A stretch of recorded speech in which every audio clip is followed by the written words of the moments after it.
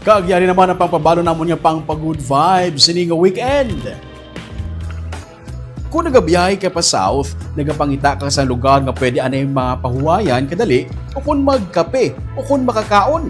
Baw, may natultulan kami nga lugar nga pwede makakape, pwede makakaon kag pwede gani mapaliguan ang baybay.